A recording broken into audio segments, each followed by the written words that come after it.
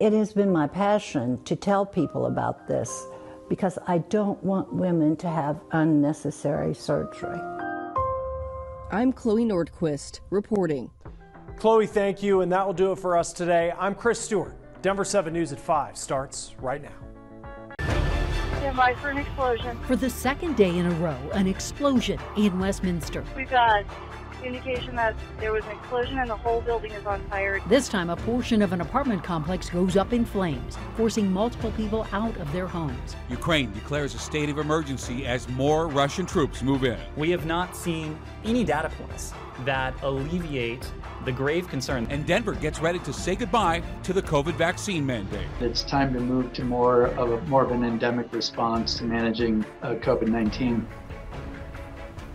And first at 5, we want to get straight to the very latest on that housing complex explosion in Westminster. So we know at least 8 units are impacted and 2 people have minor injuries. Now this is the Stratus townhomes off Sheridan Boulevard and Highway 36. That is where we find Denver 7's Bayon Wang. And Bayon crews say there was an explosion and a fire and they're still working to put that fire out. And Shannon, good evening to you guys. That's exactly right. This is an all-hands-on-deck effort. Crews are still out here. Let me step out of the way, hitting hot spots with water, really trying to monitor other parts of the unit to make sure there's not possibility for reignition in any way. Now, we don't know the cause of the fire, but I want to get right to the aftermath of the explosion. Take a listen to viewer footage here. All of a sudden, my whole building shook. There's a fire in the building right across from mine. And she is just one of many residents who are on edge and shocked that something like this happened in the middle of the day. And have a listen to what another resident experienced who lives in the building right next to this explosion. The house was just blazing. It was on fire. The flames were so hot it started turning blue. Then we all evacuated. And I just want to step out of the way one more time. They're also hitting the hot spots from above there because they don't want to take any chances of reignition here. We understand that some residents have been allowed back into their units, but there's also an alert of high carbon monoxide levels in this area. So still a lot of residents not allowed back in just yet. The big question, how did something like this happen? An explosion in the middle of the day at this unit impacting 8 apartment homes inside that building. A lot of people on edge here, and we're going to figure out why. Coming up at 6, we're hoping to hear more updates from authorities, and we'll bring it to you live. All right, Bayon Wang in Westminster. Thank you, Bayon. Again, this is the second residential explosion in Westminster this week. The other was yesterday at an abandoned home near Highway 36 and Federal. You can see on this map just how too close these 2 explosions are to each other. Investigators have discovered possible human remains in the debris at that first one, the abandoned home site, and they're still looking into the cause. Denver 7 also has found police had been called to that home several times in the past. 2 of the calls were a report of a suspicious person near the property. We will keep monitoring both scenes and bring you the latest on air and on the denverchannel.com. You can also find information right now on the free Denver 7 Plus app. Yes, it is still freezing out there in Colorado as we take a live look over Denver. In fact, it's really literally below freezing. Yesterday, Denver's record high was 8 degrees.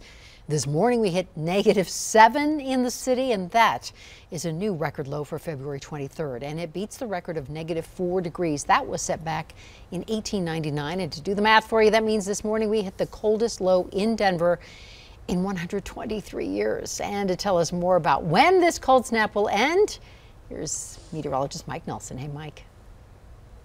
None of that's making anybody feel any better, Ann, but I do have good news coming up mostly in the 7-day. Right now, temperatures are still really cold, especially from Denver out across the Eastern Plains. We're 9 degrees here, and the high today did manage to struggle up into the middle teens, but we still have the winds to be a concern about coming in from the east. 15 below wind chill factor currently on exposed skin up at Sterling, 14 below Colorado Springs, -7 in Denver and up in Fort Collins. So the wind chill advisory continues for tonight, while the mountains still remain under winter weather advisory. degrees and winter storm warnings through early tomorrow morning.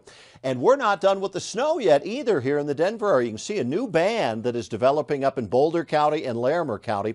And the forecast shows that band tonight dropping down through the metro area overnight. It's going to be another one of those 1 to 2 inches for the most part by early tomorrow morning.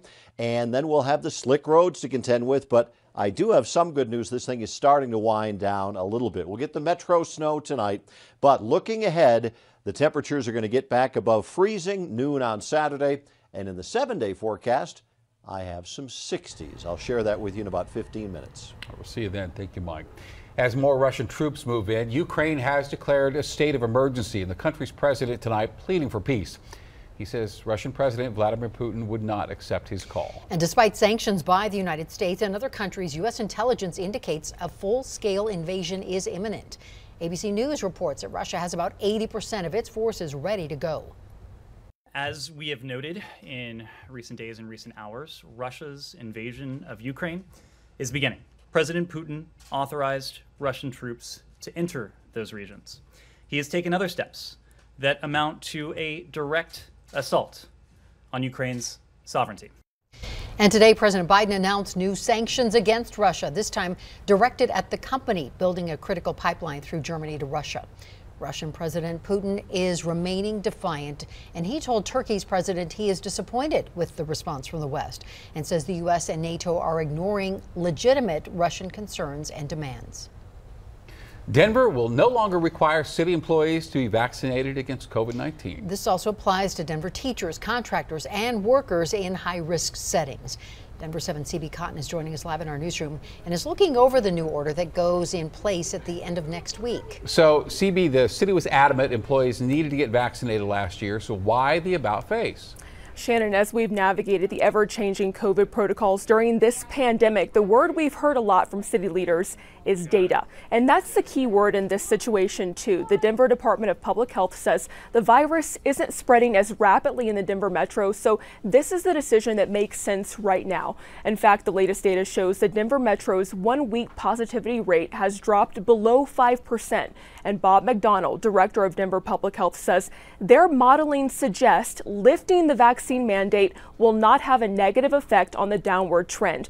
Many of you might remember last August it was announced that the vaccine would be required for the vast majority of employees who work for the city and county of Denver. And by October, city leaders reported nearly 99% of the workforce was vaccinated. Of course, some people were fired for choosing not to follow the mandate, and they were told they couldn't be rehired for 5 years. We learned today those terminations will stand. You know, the discipline process with respect to this mandate is the same discipline process that's used for other disciplinary matters within the city. I don't just serve as the public health administrator, I manage a department myself.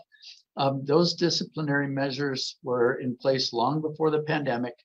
Employees had the opportunity to make their decision, and the rules for when employees get to return if they've been dismissed are still going to be followed as they have been, again, even before the pandemic. And despite the city standing firm surrounding the disciplinary process, some people who were fired are considering their next legal steps. We'll have more on that coming up tonight on Denver 7 News at 10. And we should also note federal and state vaccine mandates are still in effect for workers and people in certain settings, including medical facilities. All right, CB Cotton, thank you very much for that. Let's take a closer look at the numbers tonight. Denver Health says officials say COVID positivity rates are now below 5%. Our positivity rate for the whole state is about 3%. Wow. The last time Colorado was below 5%, that was last July.